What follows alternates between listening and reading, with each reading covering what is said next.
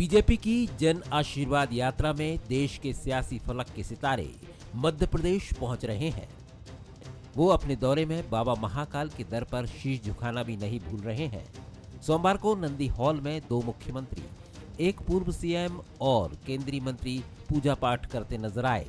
कल उत्तर प्रदेश के सीएम योगी आदित्यनाथ भी उज्जैन में होंगे और 20 सितंबर को केंद्रीय गृह मंत्री अमित शाह भी महाकाल के दर्शन कर उज्जैन में बड़ी बैठक कर सकते हैं।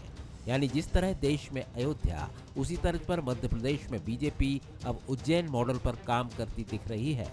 ये शुरू से ही आस्था का केंद्र है और ये धार्मिक नगरी तो है ही, लेकिन भारतीय जनता पार्टी ने इसको औद्योगिक नगरी से भी विकसित करा है। योगी जी का जो कार्यक्रम है वो इंदौर का है, लेकिन उन्होंने भी ये इच्छा जताई है कि बाबा महाकाल के दर्शन करना है। और हमारे राष्ट्रीय नेता, हमारे आदरणीय अमित शाह जी, उनकी भी इच्छा है और उन्होंने इच्छा भी जताई है कि बाबा महाकाल में बहुत समय से नहीं आया हूँ, मेरे को आना है, दर्शन करना है और बाबा महाकाल लोक को भी निहारना है, तो वो भी आ रहे हैं। माननीय राजनाथ सिंह जी का भी आने का है। प्रधानमंत्री नरेंद्र मोदी ने श्री महाकाल लोक देश को समर्पित किया।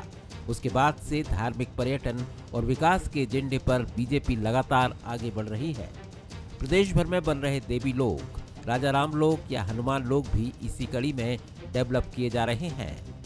हिंदुत्व और विकास ही वो मुद्दे हैं जिसके जरिए बहुसंख्यक आबादी को साधने में मदद मिलेगी और उज्जैन मॉडल के जरिए बीजेपी का पूरा फोकस एक बड़े तबके को चतुराई से वोट बैंक में तब्दील करने का है। हालांकि महाकाल लोक को लेकर श्रेय की राजनीति भी लगातार होती आई है। बीजेपी की ही तरह कांग्रेस भी महाकाल लोक को अपने रिपोर्ट कार्ड का हिस्सा बताती है। देखिए, प्रदेश और देश की जनता समझती है कि धर्म जिस तरह हमारे जीवन में आवश्यक है, उस तरह कर्म भी आवश्यक है। जिन लोगों को हम वोट देते हैं उन्होंने विकास करके दिखाना चाहिए। आज लाखों करोड़ों नौजवान बेरोजगार होकर घूम रहे हैं, किसान आत्महत्या कर रहे हैं, उनकी फसल का दुगना मूल्य दिलाने की बात करी थी, गायब है। आज महंगाई चरम सीमा पे है। तो धर्म की आड़ में राजनीति का शिकार करने की यदि भाजपा सोच रही है तो इस बार शिकार नहीं कर पाएगी। बीजेपी चुनाव दर चुनाव महाकाल का आशीर्वाद लेकर अपने अभियान की शुरुआत करती आई है और 2023 में महाकाल लोक वो संजीवनी है जो बीजेपी के लिए किसी अचूक उपाय की तरह काम करती दिख रही है, क्योंकि ये हिंदुत्व और विकास दोनों ही एजेंडे पर फिट बैठती है। तो वहीं कांग्रेस के लिए इसकी काट निकालना फिलहाल आसान नहीं होगा।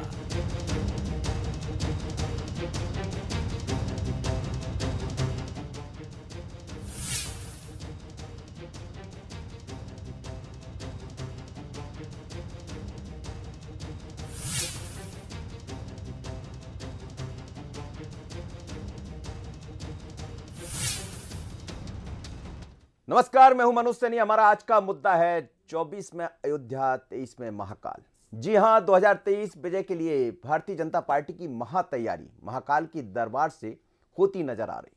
अयोध्या की ही तर्ज पर बीजेपी उज्जैन मॉडल को आगे बढ़ाती दिख रही, यानी हिंदुत्व और विकास के मुद्दे पर बीजेपी अपनी जीत तय कर रही। लेकिन क्या संजीवनी बीजेपी के लिए अचूक साबित होगी और क्या कांग्रेस इसका कोई काट निकाल पाएगी?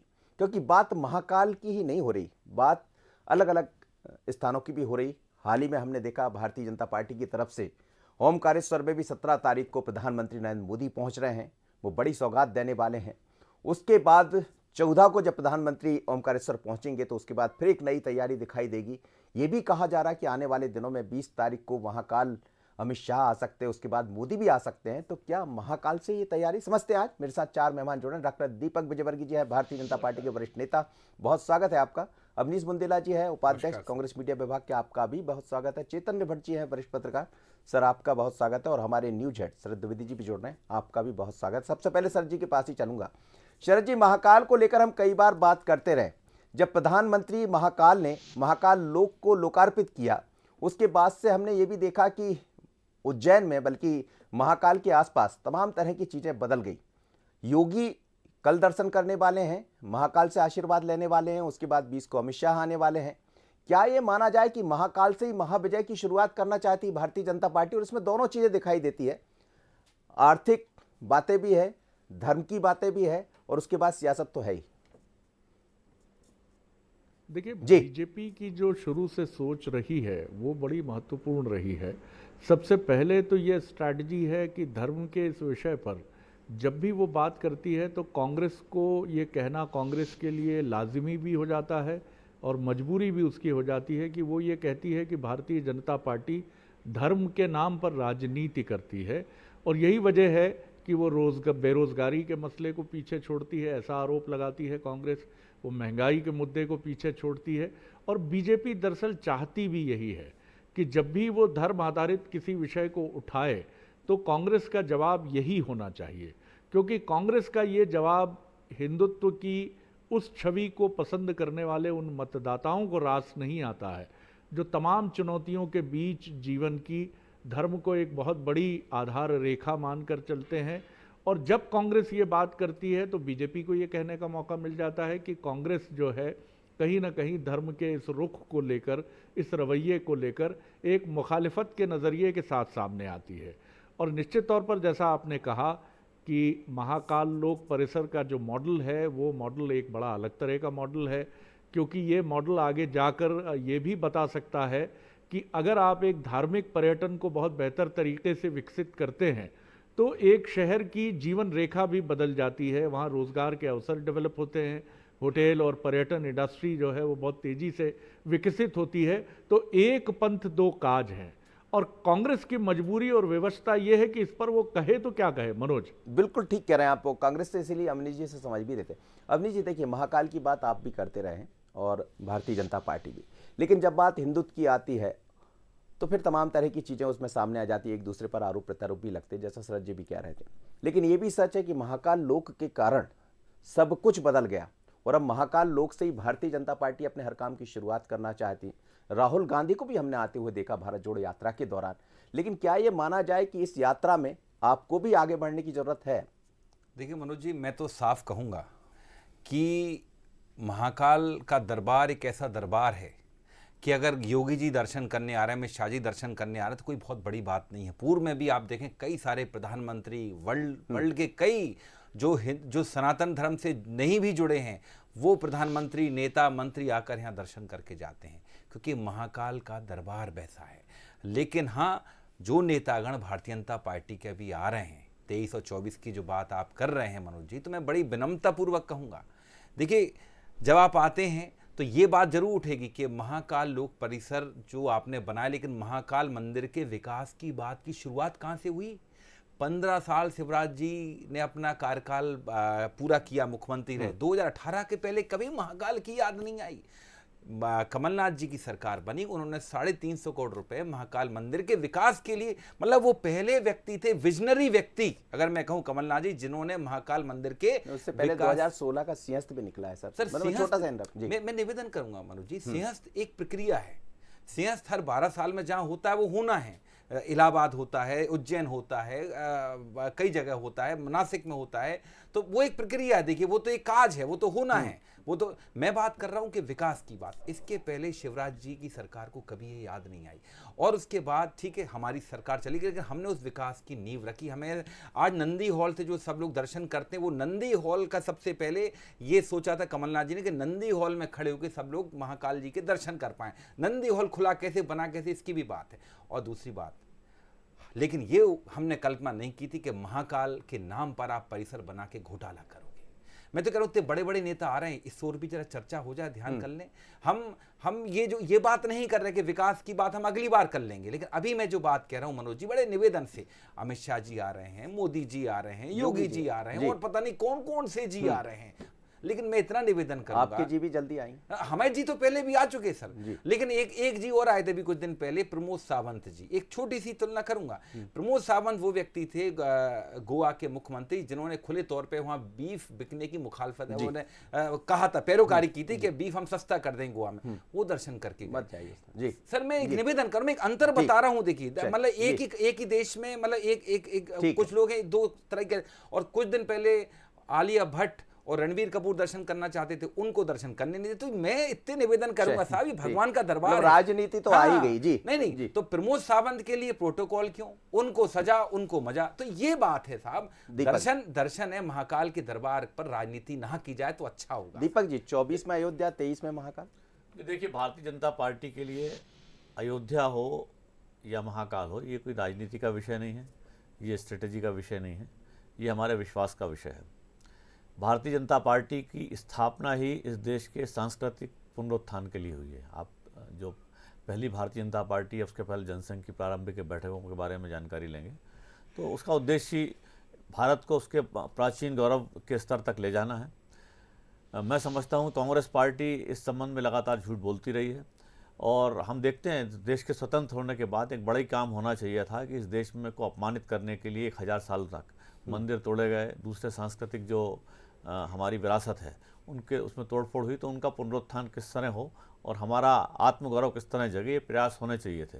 लेकिन हमने सबने देखा है सोमनाथ के मंदिर में राष्ट्रपति जी जो प्रयास करना चाहते थे, कांग्रेस के एक दो नेता और दूसरे जो प्रयास करना चाहते थे, उनको भी जवाहरलाल नेहरू जी ने उनकी कथित सेक्युलरिज्म की जो अवधारणा है उसके जरिए रोकने की कोशिश की। वो तो ये भी नहीं चाहते थे कि सोमनाथ मंदिर के उद्घाटन समारोह में राष्ट्रपति जी जाएं, और ये सारा पत्राचार सबके सामने इतिहास का हिस्सा है। कांग्रेस पार्टी कितने ही दावे करने की कोशिश करे, लेकिन 2003 के पहले उज्जैन की क्या हालत थी ये सारा मध्य प्रदेश जानता है। उज्जैन किस तरह गंदी गलियों का शहर बना हुआ था सारा देश जानता है। 2004 का जो सिंहस्थ हुआ और 2016 का जो सिंहस्थ हुआ, इन दो संस्थाओं के पहले व्यापक पैमाने पर उज्जैन का कायापलट हुआ है। 2003 में हमारी सरकार बनने के बाद वो शुरुआत हो गई थी और इन वर्षों में 2018 तक हमने लगातार उज्जैन का कायापलट किया है। अब उज्जैन देश के शीर्ष जो टूरिज्म के लिहाज से भी, आध्यात्मिक टूरिज्म के लिहाज से भी शीर्ष पर पहुंच चुका है। और जैसा शरद जी ने भी कहा कि किस तरह आध्यात्मिक टूरिज्म के जरिए ही किसी शहर की या किसी इलाके की जो अर्थव्यवस्था बदली जा सकती है, इसका एक बहुत बड़ा मॉडल उज्जैन बन गया है। तो कांग्रेस पार्टी को नकारात्मक कार्य करने की बजाय, टिप्पणियां करने की बजाय इस बात पर ध्यान देना चाहिए कि हमने किस तरह से उज्जैन की अर्थव्यवस्था को बढ़ाने के लिए, वहाँ कई दसियों हजार लोगों का रोजगार बढ़ा है, उनकी आमदनी बढ़ी है, उस तरफ देखिए कि हमारे प्रयासों से किस तरह मध्य प्रदेश की जनता के आर्थिक स्तर में सुधार आ रहा है।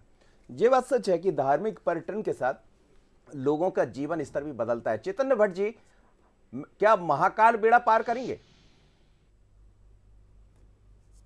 देखिए मनोज जी, ये जो देश है ये आस्था का देश है। हर व्यक्ति ईश्वर को मानता है, क्या वो किसी भी धर्म का हो। राजनीति अलग चीज़ है और धर्म अलग चीज़ है, लेकिन पिछले लंबे अरसे से हम ये देखते आ रहे हैं कि धर्म में राजनीति का घालमेल बहुत तेज़ी से बढ़ा है।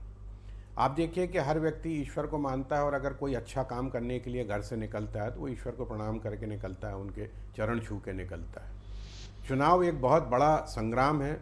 निश्चित तौर पे दोनों पार्टियां चाहेंगी कि वो एक बार सत्ता में काबिज हों। जहाँ तक भारतीय जनता पार्टी का सवाल है तो उसने इस बात को बहुत अच्छे से समझ लिया है कि भारत में बहुसंख्यक हिंदू हैं और उनकी एक आस्था है भगवान राम के प्रति या महाकाल के प्रति या हनुमान जी के प्रति। तो उसने अपने जो शुरुआत की थी अपने राजनीति की, वो उसी आधार पे की थी। आप देखिए कि जनवरी में अभी राम मंदिर का उद्घाटन होने वाला है, उसके बाद 2024 में मई में चुनाव भी होंगे लोकसभा के। उसके पहले जिस तरह से महाकाल के मंदिर में नेता लोग जा रहे हैं भारतीय जनता पार्टी के और अपने विजय अभियान की शुरुआत कर रहे हैं, तो ये बहुत साधारण सी बात है, क्योंकि ऐसा नहीं है कि कोई कांग्रेस को महादेव से कोई किसी प्रकार की घृणा है या किसी प्रकार का परहेज है। वो भी इसी तरह से जाएंगे मंदिर। आपने देखे छिंदवाड़ा में कमलनाथ जी ने बहुत बड़ी मूर्ति बनवा के रखी। तो राजनीति में जिस तरह से धर्म का समावेश हुआ है तो वो इस बात को मजबूर करता है सभी राजनीतिक दलों को कि वो धर्म को सामने लाएं, धर्म के आधार पर ही राजनीति करें। ये बात अलग है कि जो बहुत से और दूसरे मुद्दे होते हैं, जैसे विकास का मुद्दा है या महंगाई का मुद्दा है या बेरोजगारी का मुद्दा है, लेकिन ये तमाम मुद्दे जो हैं वो आस्था के पीछे छुप जाते हैं। इसलिए मुझे लगता है कि भारतीय जनता पार्टी ने जिस तरह से एक राह पकड़ी है तो उसका फ़ायदा उसको निश्चित तौर पे मिलता आया है और मिलता भी रहेगा, ऐसा मेरा अंदाज है। और यही कारण है कि तमाम बड़े नेता जो भारतीय जनता पार्टी के हैं वो महाकाल के दर्शन करने आ रहे हैं। ये बात भी सही है कि एक पर्यटन स्थल बना है और उसमें हजारों लाखों लोग जो वहाँ पर दर्शन करने के लिए आ रहे हैं, उससे भी पर्यटन और उज्जैन की तस्वीर बदली है, इसमें कोई दो मत नहीं है। लेकिन मुझे लगता है कि पर्यटन स्थल भी बनाना किसी जी, धार्मिक जी, स्थल को, उसमें कहीं ना कहीं थोड़ा सा प्रॉब्लम भी होता है। जी बिल्कुल। और धर्म के साथ जहां धर्म के नाम पर विकास होता है, धर्म के साथ विकास की राह खुलती। शरद जी, एक नई राह निश्चित रूप से दिखाई देती है और उज्जैन में अब ऐसी जानकारियां हैं करीब 220 नए होटल बनने वाले हैं। उज्जैन में ये भी कहा जा रहा है कि जो प्रतिदिन की चढ़ोतरी, या जिसे कहा जाए महाकाल में जब लोग पहुंचते थे वो 3 लाख पर डे होता था, अब वो 50 लाख यानी 50 लाख के आसपास पहुंच गया। तो बीजेपी क्या इस बात को समझ रही है कि धर्म तो बात करती रही है बीजेपी हमेशा, जैसा दीपक जी भी कह रहे थे, आप भी कह रहे थे, लेकिन धर्म के साथ विकास की एक नई राह, जिसके कारण आम जनता भी जुड़ेगी, युवा भी जुड़ेगा और वो समझ पाएगा कि हमें नए अवसर प्रदान किए जा रहे हैं। देखिए, धार्मिकता और धार्मिकता के साथ डेवलपमेंट का एक मॉडल, ये बीजेपी शुरू से इसकी बात करती रही है। दरअसल कांग्रेस के जवाब में उसकी कुछ नेताओं की उलझन सामने आती है जो पूरे कांग्रेस पर थोप दी जाती है या कांग्रेस के लिए मान ली जाती है। मुझे याद आता है मध्य प्रदेश के एक बड़े नेता कांग्रेस के, जिन्होंने ऑफ द रिकॉर्ड बातचीत में एक बार कहा था कि मार्क्सवादी कम्युनिस्ट पार्टी ने सबसे बड़ी गलती यही की जिसने पश्चिम बंगाल और केरल में रूल किया, केरल में तो अभी भी है वो, कि उसने धर्म आधारित राजनीति से किनारा किया, नहीं तो मार्क्सवादी कम्युनिस्ट पार्टी पूरे देश में शासन कर रही होती। तो जब कांग्रेस के दिग्गज नेता, रणनीतिकार ये जानते हैं कि धर्म भारत में एक गाइडिंग फोर्स है, एक बहुत बड़ी ताकत और शक्ति है, तो जैसा सज्जन सिंह वर्मा जी की हम रिएक्शन सुन रहे थे, वो बड़ी ही पारंपरिक एक रिएक्शन है कांग्रेस की, कि कांग्रेस धर्म की राजनीति नहीं करती, कांग्रेस धर्म का इस्तेमाल राजनीति में नहीं करती। ये कहने के बजाय कमलनाथ जी ने जिस शैली से शुरुआत की है कि हम हनुमान भक्त हैं, बिल्कुल ठीक बात है।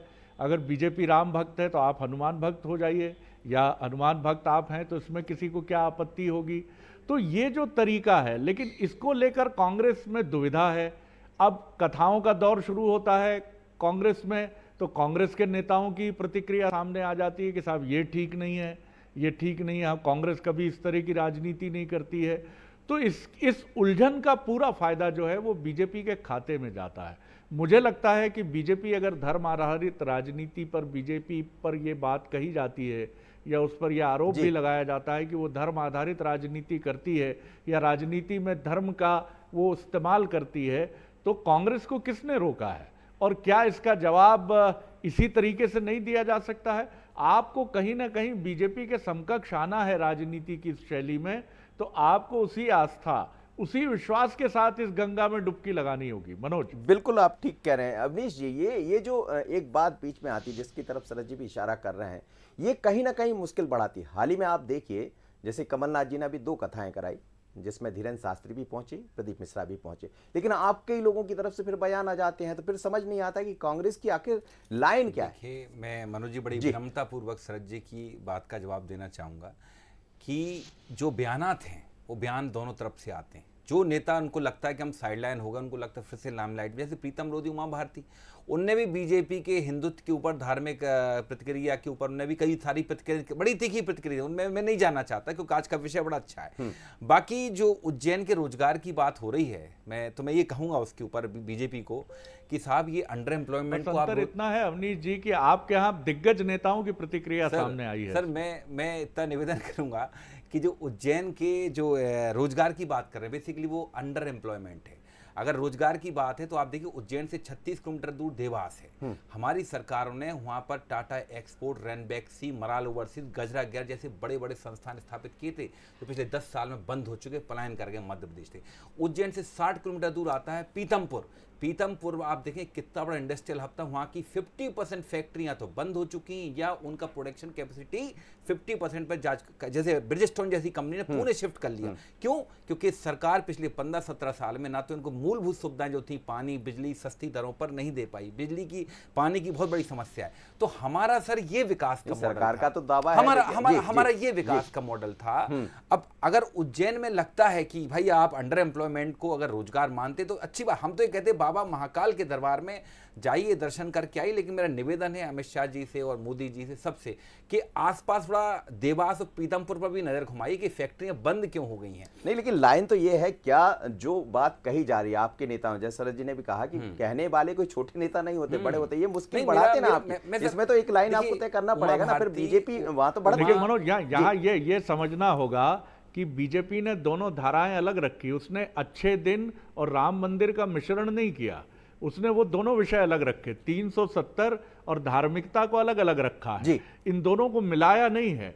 तो ये चीज कांग्रेस को भी समझनी होगी कि आप राम मंदिर के साथ खड़े हैं, उसकी बात अलग करिए, डेवलपमेंट के मुद्दे पर बीजेपी को अलग पकड़िए, लेकिन वहां अगर आप ये कहेंगे कि ये तो धर्म की राजनीति करते हैं, हम नहीं करते, तो फिर आप उसी ट्रैप में उलझते हैं जहां बीजेपी आपको लाना चाहती है। सर, हम तो चेतन भट्ट जी की बात का अनुसरण करते हैं, उन्होंने कहा है कि धर्म अलग विषय है और डेवलपमेंट अलग विषय है। तो ये चेतन भट्ट जी ने बिल्कुल बहुत ही सटीक कहा है और हकीकत बात है। और जहां तक नेहरू जी के ऊपर है, तो जो व्यक्ति ताउम्र अपने नाम के आगे पंडित जवाहरलाल नेहरू लगाता रहा, मुझे लगता है उसके बारे में, उसके धर्म के बारे में पूछना मुझे लगता है बेमानी। दीपक जी, देखिए, ऐसा है, सबसे जो सारी समस्याएं कांग्रेस के धर्म संकट की, ये तो 100 साल पहले शुरू हो चुकी थी, जबकि भारतीय परंपरा, भारतीय संस्कृति, उसकी तुलना और उसके साथ पैरिटी लाने के लिए ये लोग अरब के वैल्यूज़ की बात लाते हैं या यूरोप की वैल्यूज़ की लाते हैं। सेक्युलरिज्म का मायने ये कतई नहीं है और इसी धर्म संकट में कांग्रेस पार्टी लगातार फंसती रही है। इसी कारण इस देश की जनता ने उन्हें खारिज किया है। जवाहरलाल नेहरू ने जो कुछ किया हिंदुत्व के बारे में वो तो अपनी जगह है, इंदिरा जी ने भी एक असंवैधानिक तरीके से प्रस्ताव नहीं बदल दी भारत के संविधान की, जिसके अंदर सेक्युलरिज्म शब्द डाल दिया जो संविधान निर्माताओं ने नहीं डाला था। तो कांग्रेस की जो मनोदशा है, कांग्रेस का धर्म संकट है, ये उनके सोच में है। जवाहरलाल नेहरू जी के सोच में भी था, इंदिरा जी की सोच में भी था। और ये डेवलपमेंट की बात कर रहे हैं, एक बात सुन लीजिए, देवास की कुछ उद्योगों के बंद होने की बात कर रहे हैं, इनसे पूछिए कि 2004 से लेके 2014 के बीच में इस देश में मनमोहन सिंह जी की सरकार थी, इन्होंने भारत में मैन्युफैक्चरिंग को बढ़ाने के लिए क्या किया। मैन्युफैक्चरिंग का इस देश में पराभव, अगर पिछले, पूरी बात सुन लीजिए, आपको कोई जानकारी नहीं है इस संबंध में, पिछले 2000 साल में मैन्युफैक्चरिंग का अगर भारत में पराभव हुआ है या नेगेटिव साइड गई है तो ये 2004 से 14 के बीच में गई है। इस देश की इकोनॉमी पूरी, मैं आंकड़े भारत सरकार के आंकड़े बता रहा हूँ, 2004 में भारत की जीडीपी में मैन्युफैक्चरिंग का हिस्सा 17% था और 2014 में वो जाके 13% हो गया। इतना पराभव इस देश में मैन्युफैक्चरिंग का कभी नहीं हुआ। तो कांग्रेस की गलत नीतियों की वजह से हुआ है कि उन्होंने चीन का गोडाउन बना दिया हिंदुस्तान को। अब भाजपा की सरकार बनने के बाद तो हमने मेक इंडिया से लेके तमाम चीजें शुरू की हैं और उसके बाद मैन्युफैक्चरिंग वापस शुरू हुई है। तो कांग्रेस पार्टी को झूठी बातें बोलने की बजाय सच पर ध्यान देना चाहिए। सर, उत्तर इसलिए नहीं, आपने पीथमपुर की बात की, उन्होंने जवाब दे दिया। सर, समय नहीं मेरे पास। चैतन्य भट्ट जी, अंतिम प्रतिक्रिया आपसे जानना चाहूंगा, आप सभी को सुन रहे हैं, क्या ये माना जाए कि आने वाले 23 और 24 में दोनों राह पर दोनों दल चलते नजर आएंगे? नहीं, ये तो मजबूरी है। देखिए, आपकी मजबूरी है कि अगर आपको चुनाव जीतना है तो आपको बहुसंख्यकों की तरफ जाना पड़ेगा। कांग्रेस पे हमेशा से ये आरोप लगा है कि वो अल्पसंख्यकों की तुष्टीकरण की राजनीति करती है, लेकिन उससे अब वो हटना चाह रही है। इसलिए आप देखिए कि कहीं धीरेन्द्र शास्त्री जी की कथा हो रही है, कहीं प्रदीप मिश्रा जी की कथा हो रही, क्योंकि उसको भी ये बात समझ में आने लगी है कि 20% से ज़्यादा जो महत्वपूर्ण संख्या है वो हिंदुओं की है। और अगर हम इस तरह से राजनीति नहीं कर पाएंगे तो हम जिस तरह से पिछड़ते जा रहे हैं आगे भी पिछड़ते जाएंगे। और मुझे लगता है कि भगवान के लिए तो सभी एक बराबर हैं। आप जो भी भगवान के पास जाता है या दरबार में जाता है, अपनी इच्छा लेके जाता है, ईश्वर उसकी मनोकामना पूरी करता है। तो इसलिए इस तरह से राजनीति में अगर धर्म का भी हो रहा है घालमेल, तो ये राजनीतिज्ञों का काम है और उसको आपको स्वीकार करना पड़ेगा अगर आप राजनीति की दौड़ में, सत्ता की दौड़ में शामिल हैं। मुझे लगता है कि कांग्रेस को भी इस बारे में विचार करना होगा और वो कर भी रही होगी। ऐसा नहीं है कि वो बिल्कुल अलूफ है इससे कि हमें धर्म को राजनीति में नहीं लाना। बिल्कुल आप ठीक कह रहे हैं और मुझे लगता है कि कुछ चीजों में बदलाव भी देखने को मिला है, उसको यदा कदा वो सामने भी आता है। कांग्रेस की वो रणनीति जो पहले रहा करती थी उसमें एक सॉफ्टनेस आई है और इसीलिए सॉफ्ट हिंदुत्व जैसा लफ्ज भी सामने आ गया। आप सभी मानों का बहुत धन्यवाद। आप मेरे साथ जोड़े डॉक्टर दीपक विजयवर्गीय, अवनीश बुंदेला जी, चैतन्य भट्ट जी और हमारे न्यूज हेड शरद द्विवेदी जी। लेकिन इतना जरूर है कि 2023 के चुनाव में बात 24 की भी होती है दिखाई देगी।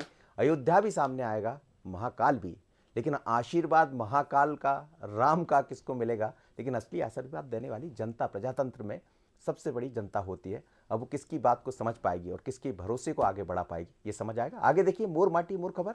मुझे दीजिए इजाजत, नमस्कार।